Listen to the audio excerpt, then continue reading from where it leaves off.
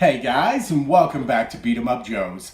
I'm Kelly Hampton, and in today's video, we're going to be talking about the Super Nintendo, one of my favorite consoles of all time.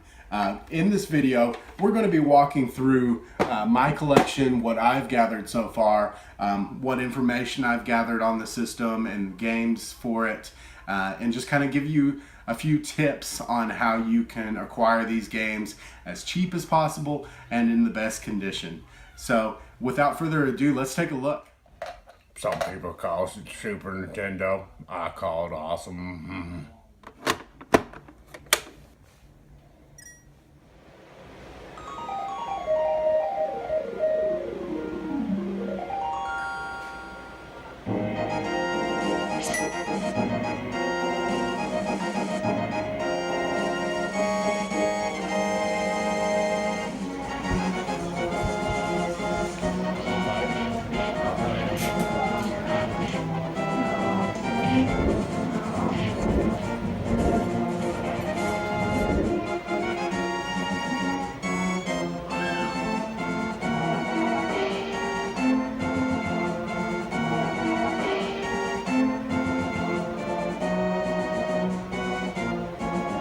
Hey guys, welcome back. One of the first things that I wanted to do in this video is kind of go over some things that I've learned that have helped me out in collecting video games, and especially with the Super Nintendo in general. So these are just going to be a few tips that will kind of help you on your way. If you have any questions about this stuff, definitely reach out to me. And I'm still learning too, but these are some things that have really helped me in my journey collecting these games. The first thing that I've got here is join some Facebook groups. This one here is the North American Super Nintendo Collectors Group on Facebook. These guys are great. I want to give a big shout out to these guys. This is where I've got a lot of my games. A lot of these guys are really nice, great to deal with.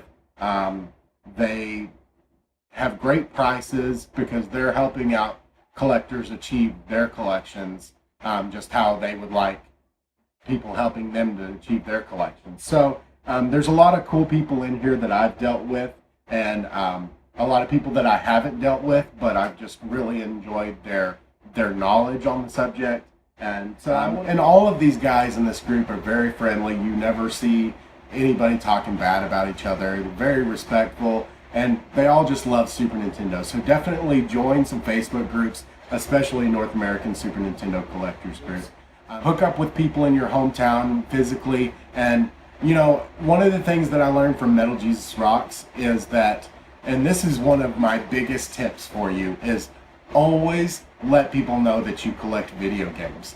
Because you know, you never know, you may know somebody that's just got some video games stashed away in an attic or something, and they're like, I don't know what to do with these. Does anybody even want these? You let them know that you're collecting video games. They will probably sell you those, or they may even give them to you. I had an experience like this just yesterday. My dad had found some NES games that were just in his shop, and he was like, hey, do you want these? So that does happen from time to time, and you know, just always let people know that you collect video games, and that will, you know, kind of broaden your search. You know, look around on your Facebook marketplaces, Craigslist, eBay, but definitely be careful on eBay and Craigslist and that sort of thing because of reproductions. A lot of time, reproductions are, you know, pawned off as the original thing, the legit, real McCoy. But if you're buying online, definitely always get board pics. And compare it to pictures of legitimate boards on Google or whatever, and you know, make sure that that's a legit copy of, say, Earthbound that you're paying $200+ for before you buy it. And if you're in person, definitely get you one of those GameBit drivers to open up your carts if you're buying expensive games. I haven't gotten there yet. I've decided to buy my cheap games first, and then I'll worry about the more expensive games. But that's definitely something to keep in mind. There are some label variants, cartridge revisions. There are Majescos, which are a later release, assembled in Mexico version of a game. In the boxes, they came with black and white manuals. So that's just a different version of the game. These are, they've got lower quality labels, and a lot of times the label on the back is just stamped into the cart, and that's how you can tell a Majesco. They'll say assembled in Mexico where it would say made in Japan. That's how you can tell a Majesco a lot of times. And those are legitimate cartridges. They're just much later re-released. Another tip I have for you is definitely get in your local shops and get to know these folks. That way, when you're going in there and you're looking for games, and there will be times that you'll see a game that is, it's going cheaper a lot of places than what it is in their shop. And sometimes you can haggle with these folks, but you definitely want to know these guys first. You don't want to just walk into somebody's shop and be like, oh, you've got this overpriced, man. I'm not going to pay that.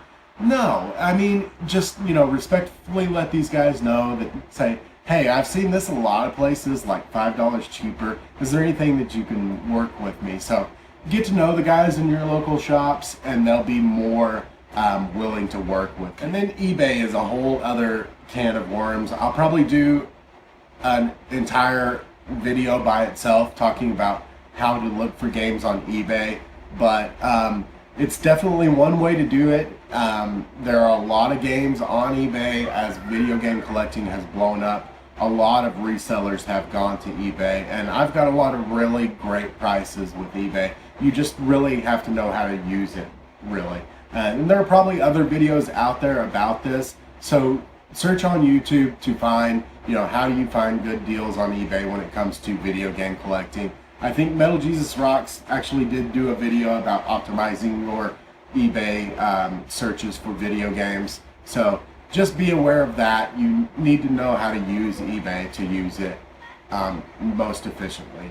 But those are really all the tips that I have for new collectors right now. Hopefully some of this stuff will help you out and get you on track to start your Super Nintendo or NES collection, Game Boy, stuff like that.